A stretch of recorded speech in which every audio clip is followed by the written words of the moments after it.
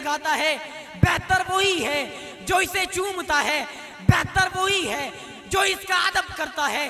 اسی لیے یہ قرآن پاک وہ لا ریب کتاب ہے، وہ لا جواب کتاب ہے، مقدس کتاب ہے۔ ایسی کتاب دنیا میں نہ اس سے پہلے آئی ہے اور نہ ہی اس کے بعد آئے گی۔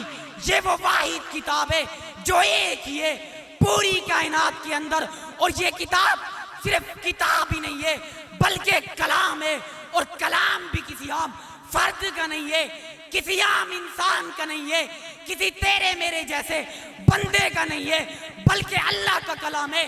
اسے کلام اللہ کہا گیا، اسے کتاب اللہ کہا گیا، اسے قرآن مجید کہا گیا۔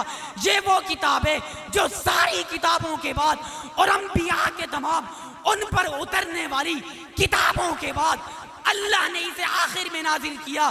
اس کی مثال یوں سمجھیے جیسے حضور کے بعد کوئی نبی نہیں ہے، قرآن کے بعد کوئی کتاب نہیں ہے، جیسے حضور کے بعد وحی نہیں آتی ایسے ہی قرآن کے بعد وحی نہیں آتی، جیسے حضور کے بعد جبرائیل نہیں آتے ایسے ہی قرآن کے بعد جبرائیل نہیں آتے، جیسے حضور آخری نبی ہیں ایسے ہی قرآن آخری کتاب ہے، جیسے حضور سارے نبیوں سے برتر و اعلیٰ و بالا ہیں ایسے ہی قرآن مجید تمام کتابوں سے برتر و اعلیٰ و بالا ہے۔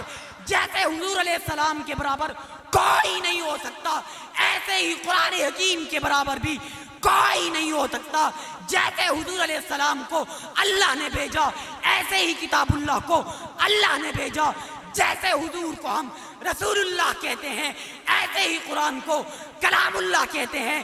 جس طرح حضور کا نام قیامت تک باقی رہے گا اسی طرح قرآن کا نام قیامت تک باقی رہے گا۔ جس طرح حضور کی سیرت کو قیامت تک کوئی نہیں مٹا سکتا اسی طرح قرآن حکیم کی کتاب کو بھی قیامت تک کوئی نہیں مٹا سکتا۔ جس طرح حضور علیہ السلام کا نام دنیا میں جگمگا رہا ہے اور جگمگاتا رہے گا اسی طرح قرآن کا نام بھی جگمگا رہا ہے اور جگمگاتا رہے گا۔ اور یہ بات اپنے ذہن میں رکھیے، جس طرح حضور علیہ السلام کو قیامت کے دن تمام پیغمبروں میں، تمام نبیوں میں، تمام رسولوں میں، متقیوں میں، پرہیزگاروں میں، ولیوں میں، شب بیداروں میں امتیازی حیثیت حاصل ہوگی، اسی طرح قرآن مجید کو تمام کتابوں میں امتیازی حیثیت حاصل ہوگی۔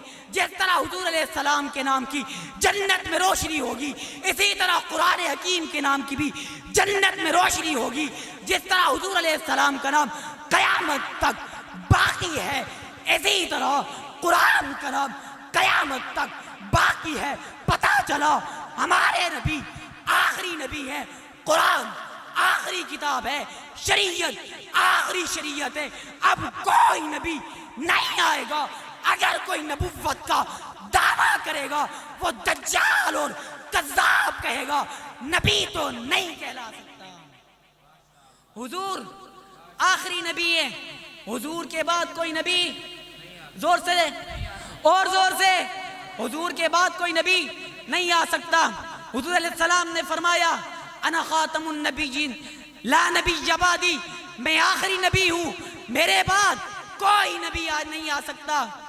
پھر ایک شخص اٹھتا ہے، وہ نبوت کا دعویٰ کر دیتا ہے، دلیل کیا ہے اس کے پاس؟ کہتا ہے میرا نام احمد ہے، احمد جس کا تعارف قرآن میں ہے، میں اللہ کا نبی ہوں۔ عطا اللہ شاہ بخاری دلیل مانگتے ہیں، تیرے پاس دلیل کیا ہے؟ جواب میں کہتا ہے میرا نام غلام احمد ہے، احمد جس کا تعارف قرآن میں ہے میں وہی ہوں۔ جواب میں عطا اللہ شاہ بخاری صاحب فرماتے ہیں مجھے تیرے نام سے پتہ چل رہا ہے تو اللہ کا نبی نہیں ہے، کیونکہ اللہ کا نبی کسی کا غلام نہیں ہو سکتا۔ اللہ کا نبی غلام زور سے نہیں ہو سکتا، اللہ کا نبی کسی کا غلام نہیں ہو سکتا۔ پھر وہ کہتا ہے میرا نام تو احمد ہے لیکن میرے ابا نے غلام یوں ہی لگا دیا، میرا نام احمد ہے، غلام میرے ابا نے یوں ہی لگا دیا۔